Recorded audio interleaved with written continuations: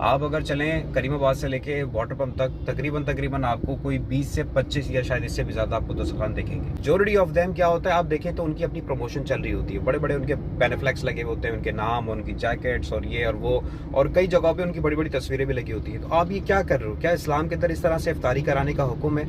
आप ये नेकी का काम कर रहे हो या आप शहर वालों के ऊपर एक बहुत बड़ा बर्डन डाल रहे हो? ये चीज़ मेरे ख्याल से सोचना चाहिए लोगों को कि इन दस्तरखानों के नाम के ऊपर आपने पूरे शहर का स्ट्रक्चर ख़राब करके रखा हुआ है। इतने ज़्यादा दस्तरखान आपने कर दिए, आप इन भिखारियों की पूरी नस्लें पाल रहे हो।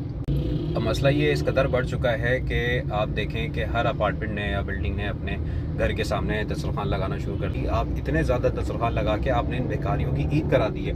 ये पूरा का पूरा रमज़ान से 1-1.5 महीना पहले टोला भर के आता है, यहाँ पे आके फुल सुकून से इफ्तारी करता है। ये डेली बिरयानी और फलाना ढिमकाना ये सब चीज़ें खा रहा है। आपके सर्कल में आप देखेंगे कितने ऐसे लोग हैं कि अगर उनको मिसाल के तौर पे 4 बजे भी ऑफिस से निकलते हैं, वो कुछ ना कुछ करके एटलीस्ट 5, साढ़े 5 बजे तक, 6 बजे तक घर पे पहुंच जाते हैं। कराची के अंदर तो भाई पूरे के पूरे मेन्यूज चल रहे हैं। यहाँ पे फला कढ़ाई, तो ये, तो वो ऑस्ट्रिच, तो वो मगरमच्छ की जो है वो कोफ्ते और पता नहीं क्या क्या चीज़ें यार यहाँ पे इंट्रोड्यूस कर दी हैं। तो साइडों में इन्होंने जो है वो सारे अपने जो है वो छोटे छोटे घर बनाए हुए, जहाँ पे इन्होंने आग जलाई हुई है, किचन इनका है, यहाँ पे सारी ये गंदगी कर रहे होते हैं। पूरे शहर का निजाम बर्बाद किया हुआ है सिर्फ आपके इन दस्तरखानों की वजह से।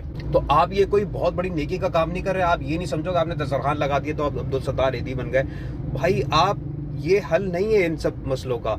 दस्तरखान पूरी दुनिया में लगाए जाते हैं रमज़ान के दौरान। सऊदीया में, ईरान, इराक, करबला, तुर्की और दूसरे ममालिक के अंदर दस्तरखान लगाए जाते हैं। भाई मस्जिद की जो कम्युनिटीज़ होती है ना, वो मस्जिद के सामने लगाती हैं और मेजोरिटी उस जगह पे दस्तरखान लगाया जाता है जहाँ पे रास्ता बड़ा होता है, कोई हाईवे वगैरह, कोई ऐसी जगह पे जहाँ पे लोगों को खाने पीने की अशिया जो है वो आसानी से ना मिले, वो ख़रीद के अपना रोज़ाना खोल सके। और दूसरे ममालिक के अंदर भी, सऊदीया में, ईरान, इराक के अंदर, तुर्की में, सब जगहों पे ये चीज़ जो है वो रोज़े दारों के लिए डिस्ट्रीब्यूट की जाती है कि पानी की एक छोटी सी बॉटल हो गई, आपने खजूर दे दिया या आपने थोड़े से कुछ फ्रूट्स या बन वगैरह कोई इस टाइप की चीज़ दे दी। आप सिर्फ 2 से 3 साल जो है ना ये दस्तरखान लगाना कराची के अंदर आप बंद कर दो, फिर आप देखो कि कराची के अंदर किस तरीके से आपको ये जो बैगर माफिया जो ये सारा आपको जो नज़र आ रहा होता है ना, आप 2-3 साल आप नहीं लगाओ, उसके बाद पर आप देखो कि किस तरीके से बेहतरी आना शुरू होती है।